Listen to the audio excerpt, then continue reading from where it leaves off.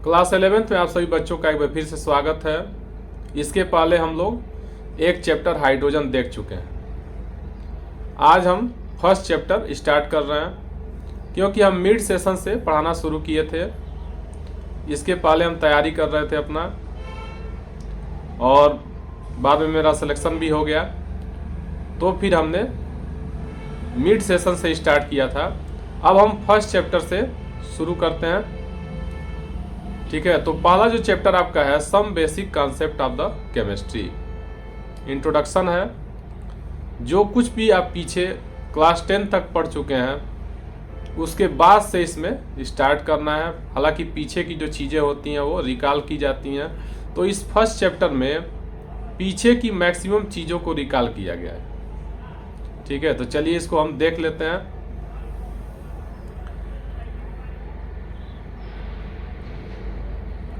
सबसे पहले तो केमिस्ट्री है क्या, इसमें हमको पढ़ना क्या चीज़ है। देखिए, फिजिक्स और जो केमिस्ट्री है वो प्रकृति का विज्ञान है। मुख्य रूप से इस शाखा में हमको क्या पढ़ना होता है, पदार्थों के बारे में पढ़ना होता है।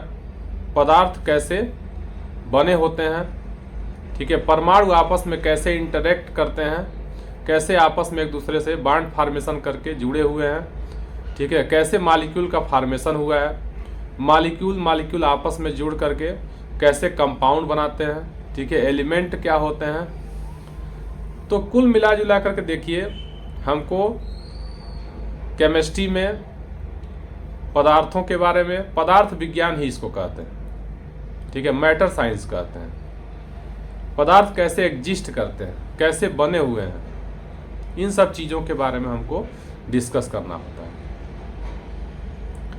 केमिस्ट्री का बहुत सारा इम्पॉर्टेंस है, रसायन विज्ञान का महत्व दे रहा है। तो हमको लग रहा है कि रसायन विज्ञान अगर न रहे, ठीक है, और जो इसके योगदान हैं, अगर इन सारे योगदान को हटा दिया जाए तो मानव जीवन का यहाँ अर्थ पे एग्जिस्ट करना और सामान्य रूप से अपना जीवन यापन करना असंभव हो जाएगा।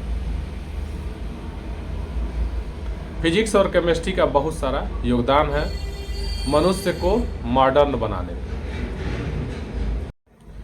रसायन विज्ञान के क्या क्या योगदान है हमारे दैनिक जीवन में, इसके बारे में थोड़ा सा हम देख लेते हैं। आप जानते हैं कि केमिस्ट्री ने हमारे जीवन को कितना सरल बना दिया है। विभिन्न प्रकार के पॉलीमर बनाने में रसायन का उपयोग किया जाता है। अगर मान लीजिए ये पॉलीमर नहीं रहते तो आज हम विशेष प्रकार के जो कपड़ों का उपयोग कर रहे हैं, ठीक है, अलग अलग प्रकार के हम कपड़े पहन रहे हैं। जैसे मान लीजिए बरसात के दिनों में कपड़े पहन रहे हैं, ठीक है, गर्मियों के दिनों में हल्के कपड़े पहन रहे हैं, ठंडियों के लिए अलग कपड़े, ठीक है, विभिन्न प्रकार के जूते। सब में क्या होता है, सब में इन पॉलीमर्स का उपयोग होता है। अभी हम कुछ दिन पहले बताए थे, ठीक है, टेफ्लॉन क्या होता है, एक विशेष प्रकार का पॉलीमर होता है। इसका उपयोग बर्तनों के ऊपर पॉलिश करने में किया जाता है, पॉलिश बनाने में, विभिन्न प्रकार के कलर बनाने में, ठीक है, फर्टिलाइज़र में इसका उपयोग किया जाता है। आप जानते हैं इस समय फर्टिलाइज़र अगर न रहो, इस समय न रहे, ठीक है, तो हमारी जो खेती है पहले जैसी हो जाएगी। पहले क्या होता था, ऐसे हमको लग रहा है कि 25-30 साल पहले भूखमरी की स्थिति होती थी। बहुत सारे लोगों को दोनों टाइम भोजन नहीं मिलता था। बाद में जब ये केमिकल डेवलप हो गए, ठीक है, तब जा कर के हमारे पास इतने पर्याप्त मात्रा में अनाज होने लगे ताकि सबको, आज इस समय क्या है, पॉपुलेशन बहुत ज़्यादा है, विश्व का पॉपुलेशन बहुत ज़्यादा है, लेकिन फिर भी क्या है, हर आदमी को भोजन मिल रहा है। और पहले क्या होता था, पहले तो पॉपुलेशन बहुत कम था लेकिन फिर भी सबको भोजन नहीं मिल पाता था। आज क्या है, हर व्यक्ति के पास मेडिसिन है। अगर किसी को कोई दिक्कत होती है तो सबको क्या है, मेडिसिन अवेलेबल है। ये कहाँ से हो रहा है, सब केमिकल के वजह से हो रहा है। केमिस्ट्री का योगदान है इसमें। विभिन्न प्रकार के एसिड और बेस के बनाने में, ठीक है, इसमें भी क्या होता है, केमिस्ट्री का योगदान है। तमाम तरह के कार्बनिक पदार्थों के निर्माण में, ठीक है, मिश्र धातुओं के निर्माण में, धातुओं के मिश्रित करके अलग अलग अटेंसिल बनाने में, इन सब में क्या है, केमिस्ट्री ने काफ़ी योगदान दिया है। अब हम बात करेंगे जो हमारा पहला टॉपिक है, द्रव्य की प्रकृति के बारे में। लेकिन इसके पहले कुछ और चीज़ों के बारे में हम थोड़ा जान लेते हैं। केमिस्ट्री ने देखिए विभिन्न प्रकार की जो दवाएं हैं, ठीक है, उसमें अपना विशेष योगदान दिया है। तमाम तरह के इंसेक्टिसाइड बनाए जाते हैं, हर्बिसाइड्स बनाए जाते हैं। एड्स जैसी असाध्य जो रोग हैं, उसके साथ भी आज व्यक्ति क्या कर सकता है, अपना जीवन यापन कर सकता है, अगर इन दवाओं को हम क्या करते हैं, प्रॉपर वे में ले रहे हैं, तो हम काफ़ी दिनों तक लॉन्ग लाइफ तय कर सकते हैं।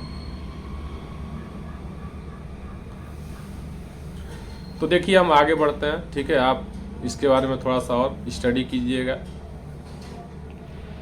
तो नेचर ऑफ मैटर के बारे में हम बात करते हैं। तो सबसे पहला जो टॉपिक है कि द्रव्य आपका क्या है।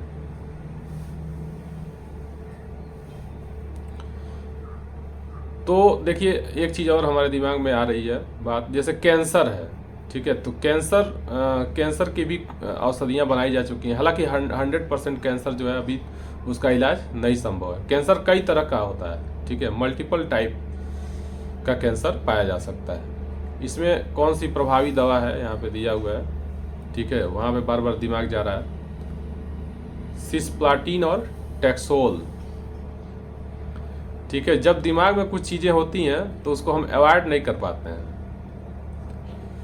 तो ये जो दवाएं हैं इनका उपयोग हम लोग करते हैं।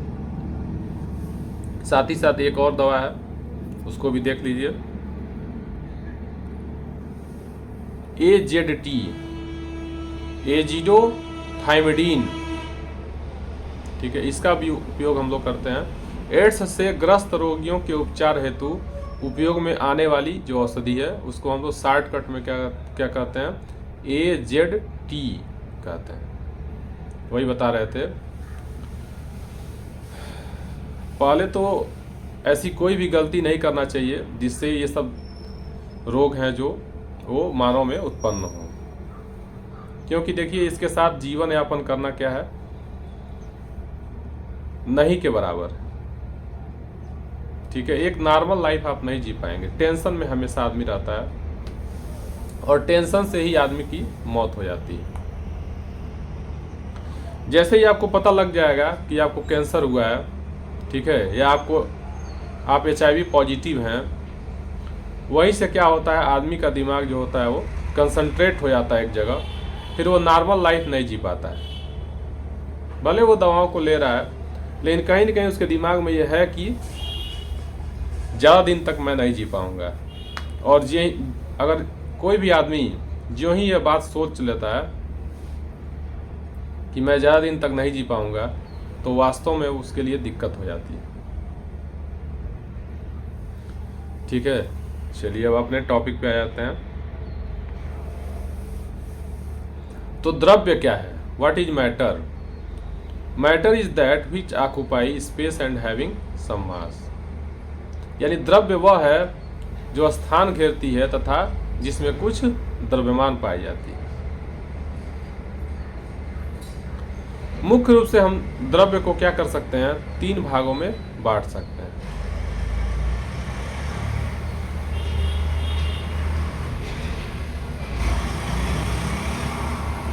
अगर हम भौतिक अवस्थाओं के आधार पर उनको डिवाइड करने का प्रयास करें तो उनको हम 3 तरह से क्या कर सकते हैं, क्लासिफाई कर सकते हैं।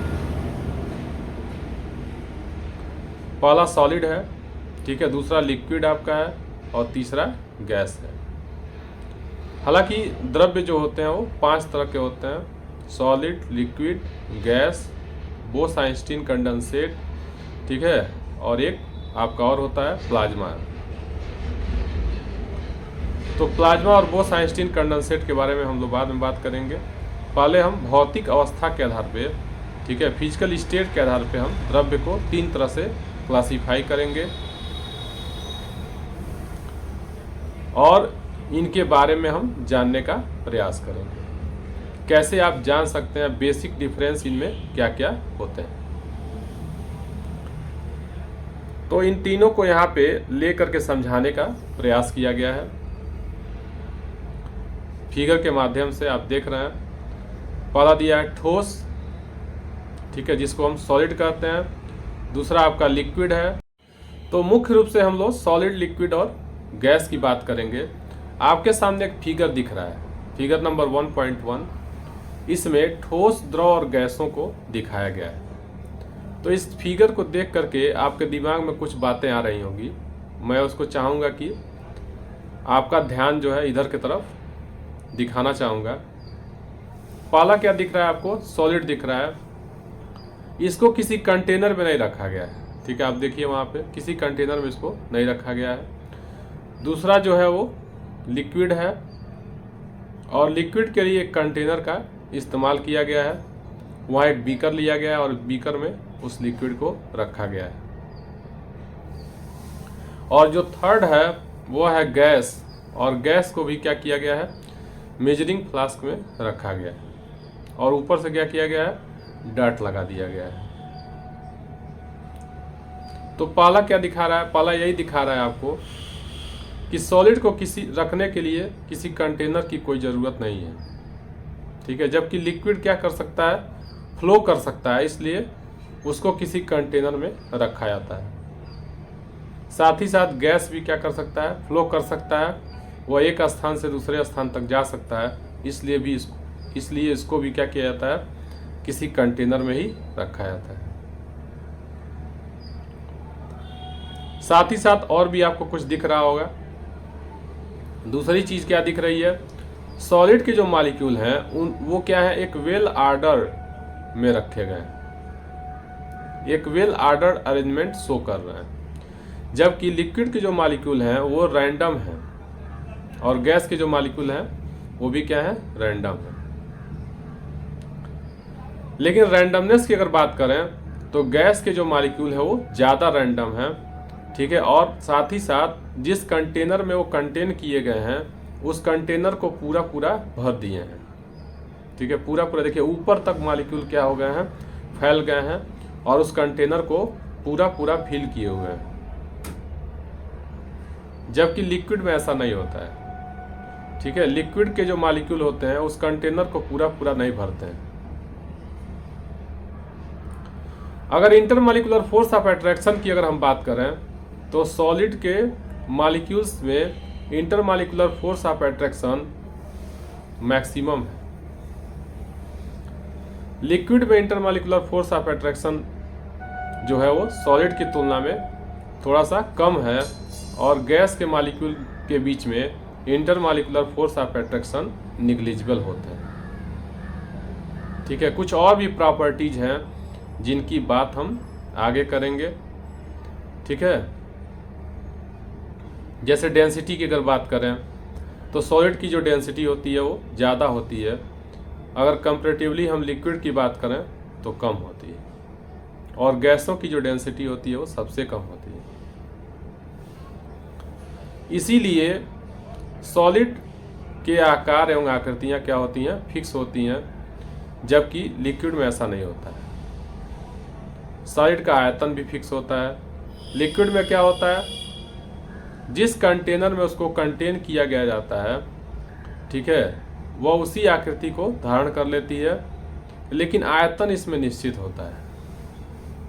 अब ऐसा नहीं है कि 1 लीटर लिक्विड है, 1 लीटर दूध है तो उसको आप जग में रखेंगे तो 2 लीटर हो जाएगा, ऐसा नहीं है। बाल्टी में रखेंगे तब भी उतना ही रहेगा, ठीक है, जग में रखेंगे तब भी उतना ही रहेगा, किसी बीकर में कंटेन करेंगे तब भी उतना ही रहेगा, यानी वॉल्यूम में उसके कोई परिवर्तन नहीं होता है। लेकिन गैसों की अगर हम बात करें तो गैसों में क्या होता है? न तो उसकी आकृतियां, न उसके आकार, न ही उसका आयतन, कुछ भी इसका फिक्स नहीं होता है, निश्चित नहीं होता है। अगर हम 1 लीटर गैस है, उसको एक पूरे कमरे में ले आकर के अगर हम छोड़ देंगे, अलाउ कर देंगे, तो पूरे कमरे में फैल जाएगा और उसका जो वॉल्यूम होगा वो कमरे के वॉल्यूम के बराबर हो जाएगा। ठीक है, तो ये सब क्या है, बेसिक इसके डिफरेंस है। सॉलिड के जो मॉलिक्यूल है, सॉलिड फ्लो नहीं करता है, जबकि लिक्विड और गैस क्या होते हैं, फ्लो करते हैं। इसलिए लिक्विड और गैस को क्या कहते हैं, फ्लूइड कहते हैं। ठीक है, सॉलिड के जो मॉलिक्यूल हैं वो स्ट्रांगली हेल्ड होते हैं, इसलिए वो फ्लो नहीं कर सकते हैं। ठीक है, तो हमको लग रहा है कि जो बेसिक डिफरेंस है इनमें, सॉलिड लिक्विड गैस में, हमको जितना था लगभग मैंने बता दिया है। हाँ, एक चीज़ और, सॉलिड को आप कंप्रेस नहीं कर सकते हैं। ठीक है, लिक्विड को भी आप कंप्रेस नहीं कर सकते हैं, जबकि गैसों को आप कंप्रेस कर सकते हैं। ठीक है, यानी दबा सकते हैं। जब आप प्रेशर लगाते हैं तो प्रेशर का, एक्सटर्नल प्रेशर का सॉलिड और लिक्विड पर उतना कोई प्रभाव नहीं पड़ता है, क्योंकि इनके जो मॉलिक्यूल होते हैं वो ऑलरेडी बहुत करीब होते हैं। तो आप बाहर से कोई एक्सटर्नल प्रेशर लगाएंगे, ठीक है, तो सॉलिड और लिक्विड के मॉलिक्यूल पे इसका कोई प्रभाव नहीं पड़ता है। जबकि गैसों पर अगर आप हाई प्रेशर देते हैं बाहर से, तो गैसें क्या होती हैं, कंप्रेस होती हैं। ठीक है, उनके जो मॉलिक्यूल होते हैं वो करीब आते हैं और इस तरह से उसका वॉल्यूम कम हो जाता है। ठीक है।